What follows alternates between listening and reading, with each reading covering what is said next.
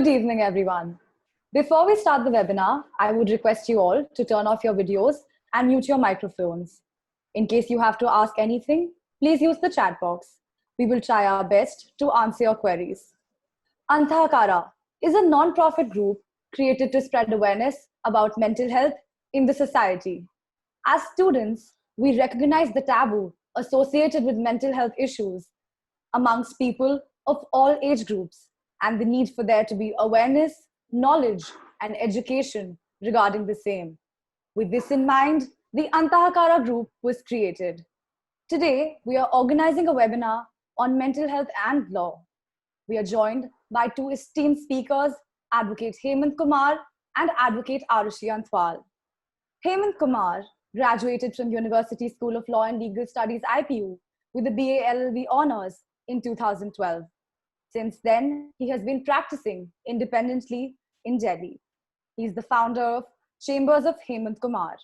He has a profound interest in the area of criminal law and the nuances related to criminology. His chambers also run a very successful internship program for young law aspirants where they get a hands-on experience of learning the litigation practices. Our second esteemed speaker, Arushi Antwal, graduated from University School of Law and Legal Studies, IPU, with a BA LLB honors in 2014. She worked in chambers dealing with criminal law and white-collar crimes for 5 years before starting her own independent practice in 2019. She worked as a legal aid counsel with jails across Delhi and NCR. She works as a consultant for prevention of sexual harassment and as an external committee member for corporate firms under POSH, along with handling criminal and civil cases. She also offers pro bono legal services to survivors of sexual harassment. Sir and ma'am, we heartfully welcome you to this webinar.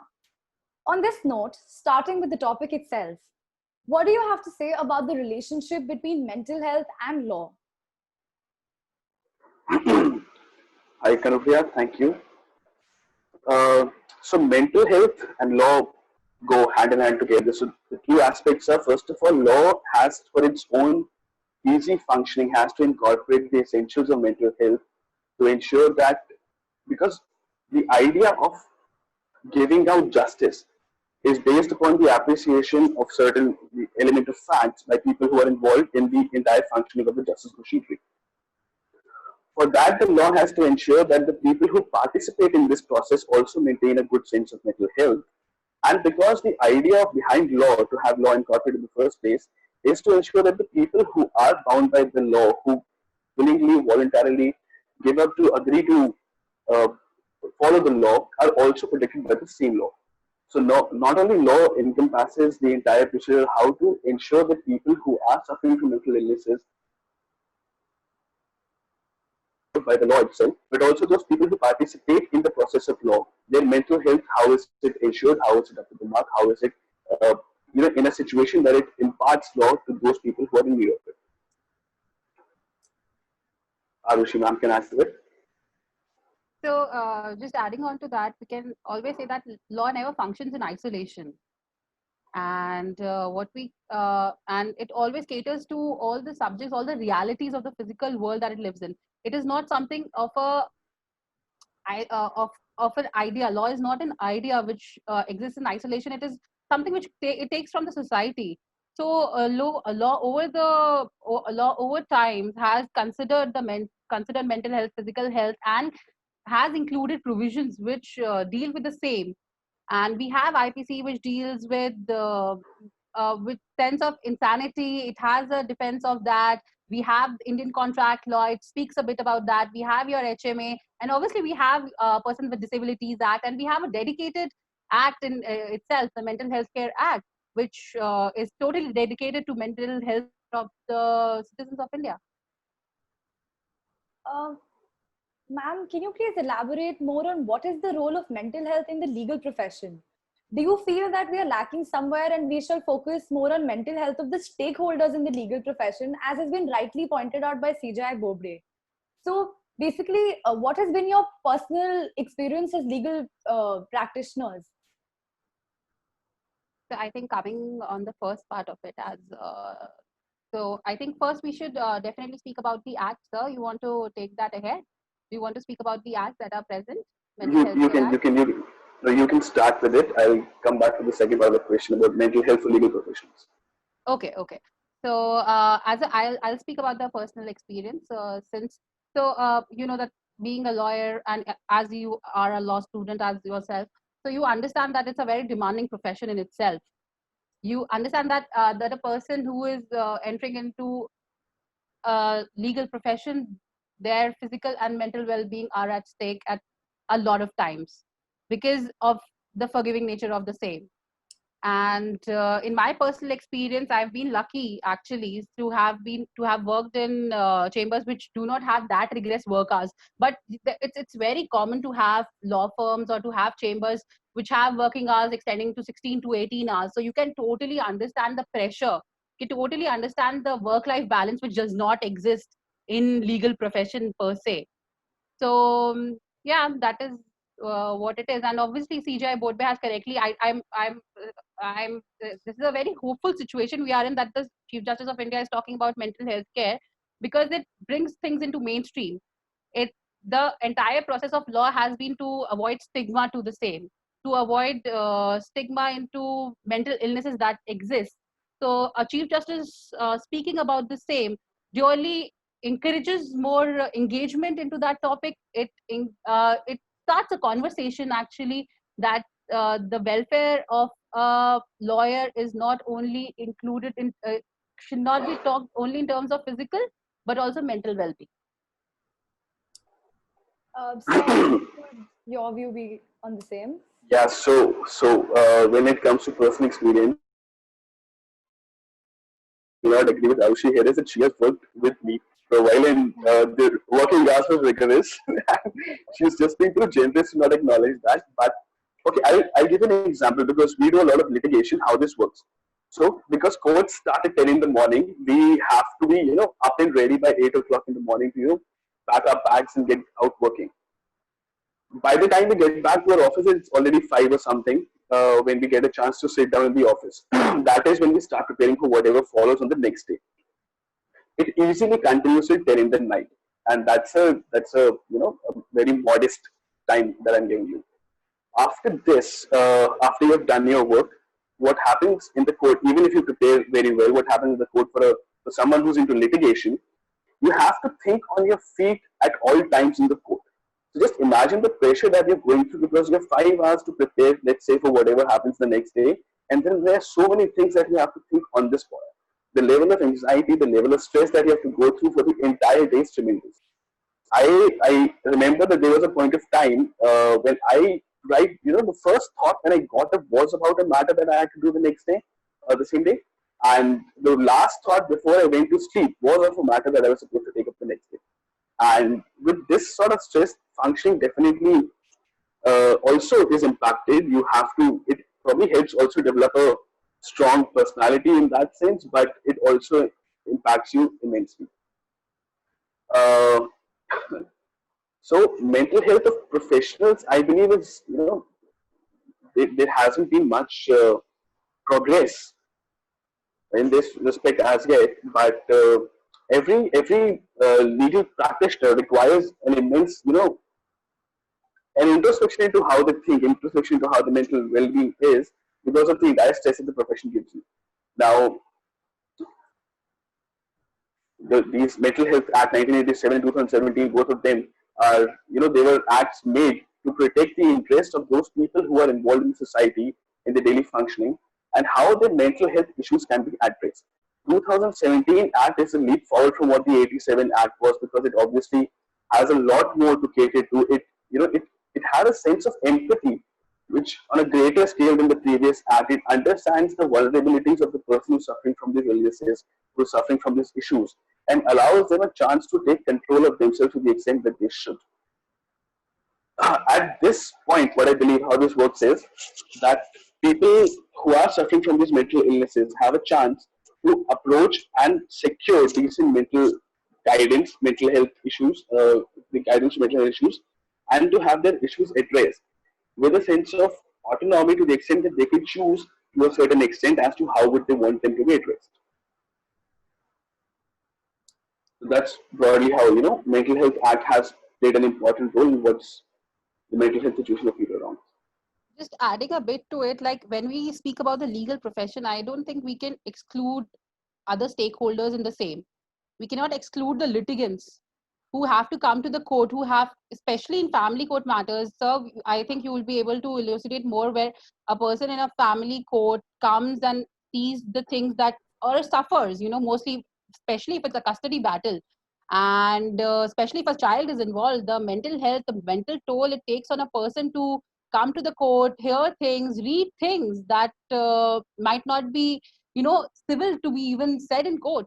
But those are very practical things which happen day in day out of court. So you have to think about, when you talk about legal practitioners, you have to think about the legal health of the bench, not just bar. You have to think about the litigants who are coming into court, who are the biggest stakeholders there are.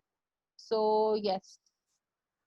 So if I can add to that, now what happens with litigants is that once they come and meet you for the first time as a lawyer, this is the time when you also have to understand how to think. Uh, so, for example, if you're out there defending someone who's accused of an offense, uh, because the presumption of the law is that everyone is innocent in the time he's proven guilty, we also have to assume that they're innocent because even our work includes defending the innocent. At such a point, a person who has been incorrectly framed for an offense, who is undergoing trial for something that he claims that he has not done, to understand his point of view, to allay his fears, that to participate in the process of law, even though it's extremely tiring, it's lengthy, it takes a toll on you, it has to be for your benefit. How to make them understand that their participation is crucial for their equity, for the getting a relief that they expect out of court. For all sorts of litigants, no matter what, I believe a certain sense of guidance on the mental health side of it is extremely important to be imparted by the advocates that they come and consult. So, as an advocate, a role that we also play is to talk to these people who come to us, who really need someone to talk to. Because if they were to talk to a family member, they probably could empathize to an extent, but not make them totally understand the impact of what they're going through, or the impact of whatever reasonable policies that we want to further in their case. And in these circumstances, the role that we play is far beyond only limited to the litigation aspect of it. We also have to treat them as someone that we know, as a friend, as a guide. Uh, as ma'am said, for matrimonial matters, the issue is extremely grave because it's everything. The persons that you had the utmost faith on are the ones that you end up going to court against. Now, imagine a person who has to go to court for a matrimonial case. Imagine the plight of a child who has to go to a court, seeing his or her parents fighting it out in the court. These people need to be sat down with, they have to be talked to, they have to be made understood with how to proceed with it. They could have been wrong, they could be, a misunderstanding, which could be the inception of the entire dispute, which has, ended up into being something so huge that they have to end up in court. If these issues could be addressed at the very beginning, and these elements of mediation, conciliation, all of them also in a certain way impact upon the mental health participants, because they are in a way taught, they're in a way they have to go through these exercises where they have to understand and appreciate the issues and try and resolve them on their own, and that would also bring them at peace. Another important part where such interaction is important is for women who are suffering, who are victims of sexual offences. Arushi ma'am extensively deals with such matters. She has a very personal interest in these matters. I'm sure she'll be able to throw better light on that.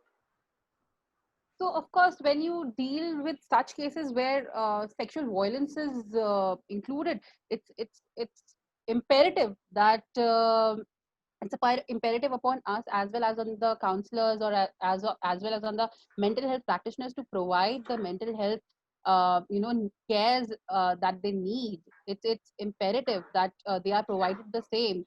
The law provides for the same, and it is in you can say in metropolitan cities it's mostly followed. But as it happens with every other law, you really the spirit of the law is lost when in all the legislation that there is passed. So in sexual offenses, of course, it is of highest value that counseling is provided, and obviously because there's additional stigma attached to it, so the family is counseled as well, so they are accepted back into the community. That has to be uh, either by the advocate themselves, because some responsibility does fall on an advocate. I wouldn't say complete, because we really cannot leave everything on the state, but a little bit on state and little bit on an advocate. And of course, it's a duty cast upon the counselors to, make a person, a victim, feel safe about their situation. And one more thing, if I can add to it after ma'am, is while we have been, representing victims of sexual offences in the court, more often than not, what I've seen is that they tend to break down when they're testifying before the court because they have to revisit the entire thing over and over again. Uh, because these, we have a system of fast track courts to address these issues, but even at times, despite that being the case, they might have to come to court on a number of occasions to testify. Because testimonies can be long, there could be other issues as well. When they have to revisit the entire episode over and over again, so probably whatever gain that has been made during the time from the from the offense till whenever the testimony is happening might be lost to an extent because they have to revisit the entire thing. Even at that point, while you are in the court, while your client breaks down, while she has those thoughts coming back to her, it impacts her. You have to be there and sort of help her through this as well. This also, I believe, forms an important part of the entire episode. You, as the word for lawyer is also counsel. You have to somehow also impart this counseling to them, counsel them to the extent that they remain in this fixed state of mind. Because even when they're not, probably even their testimonies could be impacted by it. It has to, everything has to be balanced in that sense. And Indian law, in that sense, understands the concept of a vulnerable witness. So we are fortunate enough to have that setup, that where a victim does not have to, look at the accused person, look at the abuser in front of them. So that way, law has really integrated into this. So, okay. So the Mental Health Care Act 2017 has undoubtedly brought a new phase in the field of mental health. However, sir, do you think there are any new laws or any changes that should be added for the further protection of people suffering from mental illnesses? Oh, yes, of course. So, one important thing that I think is relevant to mention with respect to the Mental Health Act 2017 is that it makes out a brilliant differentiation between mental illnesses as they are in the phrase mental retardation that was often used in the previous act as well, but has been explained in the new act. Yes, you're right that we would require a lot of new changes to be brought in when it comes to mental health of people because I believe mental health, because it encompasses everyone, every individual at some point of time in their lives requires a certain set, they have to sit down with and talk to someone to better understand and appreciate how they are growing as an individual. Mental health permeates to every level of their, life. It has a very important structure, but enough attention is not paid to it. Now, I believe when we integrate the idea of law and mental health, we have to make sure that, let's say, there has to be a system, in my opinion, in place that caters to the mental health of litigants as well. Litigants, no matter from what nature, from what background, for what sort of cases, but everyone, I believe, needs to have this access. And then not only litigants, even those people who participate in the process as the lawyers, even the judges. Imagine those judges who have to go through, Delhi is probably a very nice place to practice.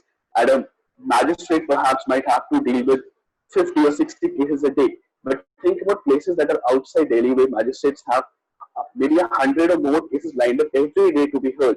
And they have to function properly, be able to listen to every case, every cause, pass a reasoned order. That sort of mental fitness has to be ensured. And for that, regular courses, regular the guidance should be imparted at every stage so that this situation improves. A mentally fit, a mentally capable individual, and these people collectively would make a mentally fit and capable country. With we have a better chance of progressing in the future. I'm sure you would have read about how Bhutan excels in what they have termed as the happiness index. The idea is that people are they're happy, they're comfortable in this position. So no matter what sort of stress that they have to go through, apart from increasing the infrastructure, improving upon it, we also have to improve and attend to the personal vulnerabilities of the individuals who make up the entire system. Arushna? So as far as your question relating to if it needs any changes, I believe that for now, that we have the law that we need. It's a very progressive law if you compare it to the 87 one. So it's a very progressive law as compared to that. So I'll just take you through a little history, a little background to it. So India before independence had an Indian Leniency Act, and after 40 years or so, after independence, we had the India Mental Health Care Act 1987, and after the UN Convention, we ratified the same, and then the Mental Health Care 2017 came about. So what we have to see is the change in the name of the act. So it was first an Indian Leniency Act. So you have to see that what sort of idea was that, giving to the society, that something, it's a negative connotation. You are saying it's a Leniency Act is to protect the society from the lunatics, right?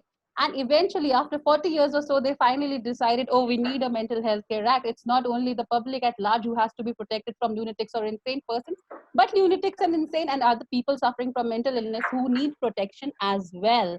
So in 1987, it was passed. In 1993 or something, it came into force, Mental Health Care Act. And after the UN conventions on persons with disability, India ratified to it, and the 2017, which is a very progressive act in ink. So today we have to see the studies which have come through after the implementation of the act, how much of the act has succeeded in the aims and objective it set forth. Are we there yet? Because I was recently reading a judgment of the Supreme Court. It was accused X. They hid the identity that in consonance with the Mental Health Care 2070 was the state of Maharashtra. So in the present case, it was a rape and murder of minor girls case. The accused had reached High Court in a post-conviction relief, and he was awarded death penalty 17 years or odd back. So the lawyer for the accused therein had stated that, for 17 years, this person has been on death row. You have to understand the mental toll that the same has taken on him. Do you think it's the same person that withstood the trial? Obviously, there were other intricacies involved in the case as well. There was other reasons the case was before the Supreme Court. So, but and there was a simple prison authority person had given a small letter that this person suffers from some psychiatry issue. It that was left to it. There was nothing concrete file or anything that was made to it. The Supreme Court did eventually commute the death penalty, understanding that a person who has been on death row for 17 years, for our listeners who have come in, so that's very common in India. There it's very common for a person to be on death row for 20 odd years. That's very common. It's very uncommon that a very swift justice is taken and a person has been given death penalty that is executed in a jiffy or something. No, it's not the same, because a person is given the has a right to exhaust all the legal remedies and even otherwise. So in the present case, the Supreme Court did commute the death penalty, but it left the onus on the state government towards the end. So it just said, towards the end, I think Supreme Court had a very good opportunity to speak about the Mental Health Care Act then, but what it left behind was it just gave a direction that the state government should see that the mental health of, that the rights of the person of this accused are met under the mental health care. I think Supreme Court should have taken a step ahead and given a very definite and concrete judgment, giving that this person has this right and he's supposed to exhaust it, instead of leaving the onus on the state government as such. Furthermore, I think there was another Karnataka High Court which had reprimanded the state that the mental health review boards that are supposed to be in place are not there yet. That was also based on a PIL. So you have the law in ink. That what is the spirit? If it is being followed or not, that has to be seen. So we can bring as many laws as we want. That can be done anytime. But what is the point of the law if it is not being followed? If it is not being followed in spirit, that renders it entirely purposeless. But if I can add to it, there has been a more progressive decision in the recent times by the Supreme Court where they upheld the appointment of a person as a judicial officer. That was Delhi High Court, sir. That was Delhi High Court. I'm sorry. Thank you. So upholding the appointment as a judicial officer, even though they were suffering with a mental illness, and the idea behind it was to not, to have them be part of the society that they function in, to be, participating, to hold certain authority, and obviously there would be a certain infrastructure in place to make sure that they're in the most proper condition to function in the authority that they hold. But I think this is a step further. Probably tomorrow we'll have a set of guidelines to better, acclimatize the entire situation to how the Indian society is, how the function of the infrastructure is, and that's a step forward. Let's see what happens on the road. It is a step forward. It could have been further forward that if the Delhi High Court was not the litigant in the present case, if it would have awarded that person who was suffering from a disability what he was under law, anyhow had acquired it, which the Delhi High Court in itself in the end stated that, you have already passed it, you suffer from such a disability and you are covered under that quota. So it would have been much more progressive. I'm not saying it's not a progressive step. Of course, it's a progressive step that a person suffering from BPAD, a bipolar, difficulty, is being appointed in the DJS, Delhi Judicial Services. I say it, but it would have been much happier if Delhi High Court would have just done it without getting into litigation about it. That's an extremely valid point, ma'am. If anybody has any questions from our esteemed speakers, please use the chat box. So, ma'am, how about a person who's suffering from mental illness? Can they be convicted and punished under the Indian Penal Code? So, would you want to take that? Yeah, I would. So, the phrase that is used in the Indian Penal Code today is the unsoundness of mind, and that's there are a certain set of general exceptions to convictions to people being punished for whatever has been defined as an offense in the code. Now, people who have committed an offense under the impact of unsoundness of mind cannot be convicted under the Indian Penal Code. The idea behind this is that they are unable to appreciate the consequences of the actions taken by them. They would not be in the right frame of mind to understand that whatever they were doing has been done voluntarily with the intention to cause injury, or even if they were not in a position, of course, to understand what the consequence would be. But apart from this one exception, if I can also point out that the entire set of criminal law has been framed in a certain way that people who are not in a position to appreciate their actions and its consequences have, been in a sense, it has been made sure that they should not be punished, they should not be, booked by the state in a certain way as a person who is in a position to appreciate what they've done. So apart from this general exception under Section 84 of the Indian Penal Code that says that people with unsoundness of mind should not be punished for the offence, there are others as well. So, for example, people who are under intoxication, which is not voluntarily done, even an act done by them is also covered under the exception. Of children who are less than age of 7, even that is covered as a general exception, because even though they are doing something, even if it's a sound mind, but a person under 7 years of age would not be in a position to understand and appreciate what they're doing and what the consequences would be. Apart from that, a certain set of definitions have been made part of the Indian Penal Code, which are very essential to every offence that comes in. So, for example, the effect of an act being done voluntarily has been specifically defined in the Indian Penal Code in the Section 39. The definition of the phrase "reason to believe," that I have a reason to believe what I'm doing, I have a certain amount of understanding of what I'm doing, has also been defined. And these phrases you'd find repeat themselves throughout all sections. Because till the time you do not appreciate as to what you're doing, you do not appreciate what the consequences are, I do not think that even the state, even the framers of a law would want you to be held accountable in the same manner that you would. So apart from unsoundness of mind being covered under 84, the criminal law aspect of it in the most important book that's Indian Penal Code, it takes into account all such possibilities where a person is not able to perceive, a person is not able to comprehend what the consequences and actions are. So, Arushna? ma'am, would you like to add? Not on the penal action. I would just say that, Indian Contract Act, or I would just say a bit about that. So under Indian Contract Act, we understand that the legislation understands that a person can have bouts of insanity, and he can be otherwise in a fit position to take decisions. So a contract, that person of a unsound mind who has bouts of sound mind can take part in a contract making process. He can be a party to the same. The court understands that. And even under HMA, Hindu Marriage Act, that it's if we talk about that, then the marriage is voidable. That if a person finds out that the person that they have married is of unsound mind, they have the right to get the marriage annulled or get divorced on that ground. And under CPC, I think under Order 32, the court also has a provision for a person to sue or to for a person of unsound mind. It has a special provision that that a person can be asked to represent a person of unsound mind who cannot make better decisions. All right.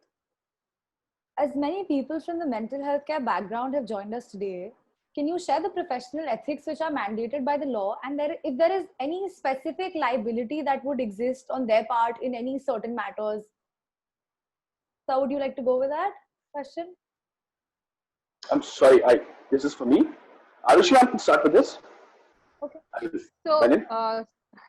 So just professional ethics, I think when you have to understand that when a person goes to a counselor, when he or she goes to a mental health professional, they bare their soul. They say, and especially in a setup like India, you have to see the role that a family plays and everything. So you have to understand that when a person is going to a counselor, so they speak a lot of things, and so the confidentiality of the same is very essential. I'm talking about ethics, of course, that these are general code of conduct. Like even for advocates, we have some ethics. They're not bound by any law, but these are some things like, I'm sure that a mental health professional will be in a better position, but what we generally understand by the same.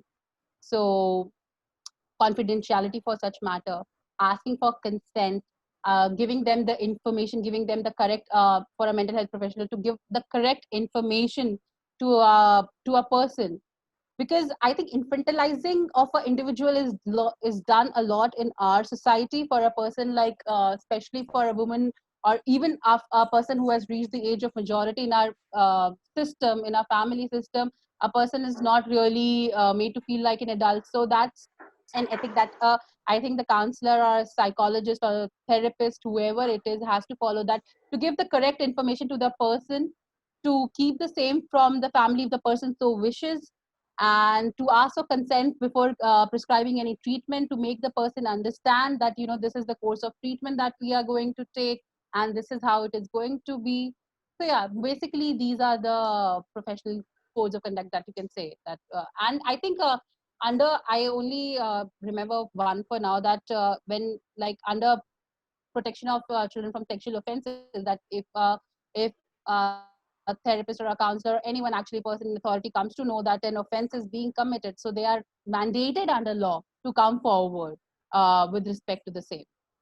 Also, if I can add just one more thing to it, it is about when these counselors, these psychologists have to come to the court to testify with respect to anything of these things.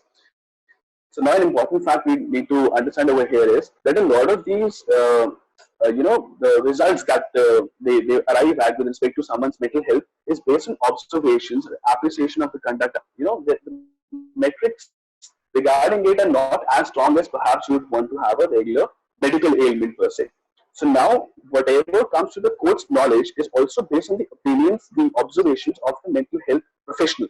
Now, whenever they come and testify before the court, their observations or opinions should not be, they should not be biased. They should be as distinct from the personal biases of the understanding and more towards the, the medical legal structure of it. And that is what has to be given to the court, because based upon that, would the court now finally come to a finding as to, whether about the mental health of the person that's in question. So that's another part of their code of ethics that they should obviously always follow. Okay, we have a question coming in. Under the Indian Contract Act, how do we make sure that the periods of sanity or insanity, specifically if it is undiagnosed, how do we deal with that?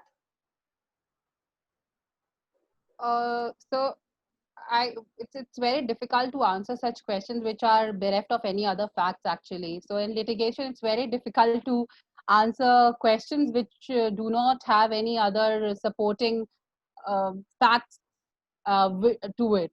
So it's all what you can prove before the court. That is that. I don't understand the question. It's in its entirety. Like, how do you assume that a person is insane? How do you assume? What is it? What does the question mean, Anupriya? That is, if a person is undiagnosed, can you assume them to be of an unsound mind and proceed with that before the court? And the answer is negative, because if a person, you just can't claim that someone is of unsound mind until a proper diagnosis is, undertaken and there's a find of that effect. And that is exactly what, my previous, when I answered about the code of ethics, was that it has to be based on a certain evaluation, and that evaluation has to come before the court, and the court has to now make up its own mind based on that. Just because you're going through a civil dispute based on a contract, you just can't claim that a person was not going through the best mental health situation when he entered the contract because you think so.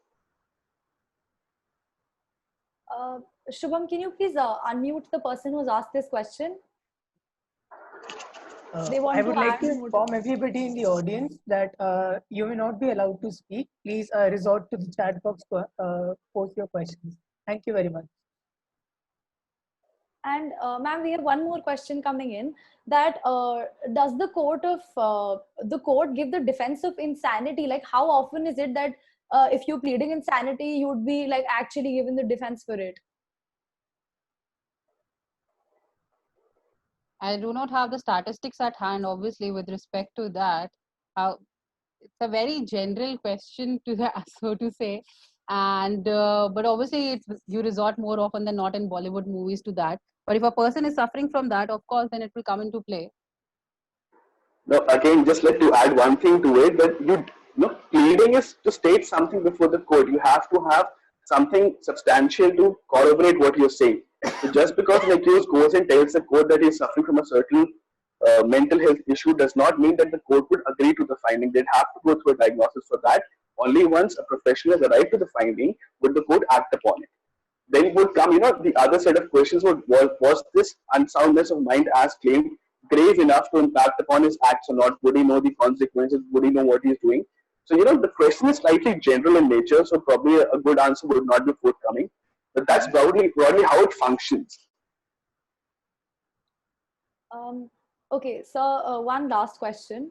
So when you're in starting from third year of law school, it becomes extremely stressful pertaining to your jobs or your internships. So as cliche as this sounds, what advice would you give to your younger self, especially in terms of their professional careers? All right. So to assume that life gets tough in the third year of law school is slightly misplaced because it gets tough after you pass out and you start practicing. It's still easy for you. The only advice that I can give, and I give it to everyone, is that while you have this chance to intern, go out, explore all avenues possible. You know where you're most comfortable because every field of law would have a different way that you have to develop your skills, develop your mental faculties to deal with it. Probably a person who is very well versed with the idea of criminal litigation, let's say, might not fit into the other parts of litigation.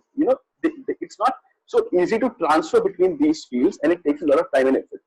So I believe once you get a chance to intern at these various places throughout your law school, you'd have a chance to understand where you fit in best. And once you know that place, probably start progressing in that direction because you'd be more comfortable going in that field once you have understood where your interest lies, where your skill set lies. And then, build upon it as it comes. Ma'am, anything that you would like to add to that? So I think sir covered it all. Even as a third year student, I remember being a third year student, and of course, now in hindsight, I believe that was a good time. But obviously, I had my own because we have 2 internals back in IPU and an external exam. What was all that about? And then I used to see my DU friends chilling all day. So of course, it's a different kind of pressure back then. But I think having a long-term goal. I know it's a very cliche thing to say, but having a long-term goal and fixing your short-term goals, it really helps to keep an eye on things, because in a 5-year course, you've already done 3 years, there are 2 more, and then you never know, you want to go for your masters, and if you, want to get into litigation, then there's another ball game altogether. So it can get exhausting mentally to even think about it. Like I'm just in my 3rd year, there's 4th year, there's 5th year, there's masters, but the only good thing is to take it as they continue doing your hobbies, never leave them. Do not leave your hobbies because they are the ones who are going to come to your aid when you're frustrated after 14 hours in court or something of that sort. Do not, and even if you are getting educated in law, it's not compulsory for you to continue into law. That you have to understand. It's only an education. You can do multiple things. Even I understand it's coming from a place of privilege, but even otherwise, it's an education. It's a BA, LLB degree or LLB degree, whatever it is. Do not, just think that it's only a lawyer that you can be. There's you can be a journalist and you can be anything that you want. The world is a arena. It's such a positive thing to end on, I guess. which is because law is important in every field that you can imagine. So wherever you would want to end up, you'd have a facet of law that you have to deal with. So after having this professional degree, I believe as ma'am said, there are so many professional avenues open. Just explore where you're happy, because if you plan to do it the rest of your life, you have to be most happy doing it. You have to enjoy what you're doing, and this is the time to go explore. That's such positive advice. We'd like to end this. Antahakaran Group is fortunate to have Mr. Hemant and Ms. Arushi as legal heads in our team. It was an extremely informative session. I would like to thank them on behalf of our entire group. I would also like to thank the participants who joined us today. It was our third webinar, and we are happy to have such a good audience base. We hope to organize more such webinars, and we'll keep you updated regarding the same. We will be sharing the social media handles of our speakers and of Antahakara on our WhatsApp group, so please do not leave before that. You can also follow us to know more about mental health issues, and the recording of this webinar will be uploaded on YouTube. So kindly subscribe to our channel. Thank you, everyone. Thank you, Kanupriya. Thank you so much, Kanupriya. Thank you so much.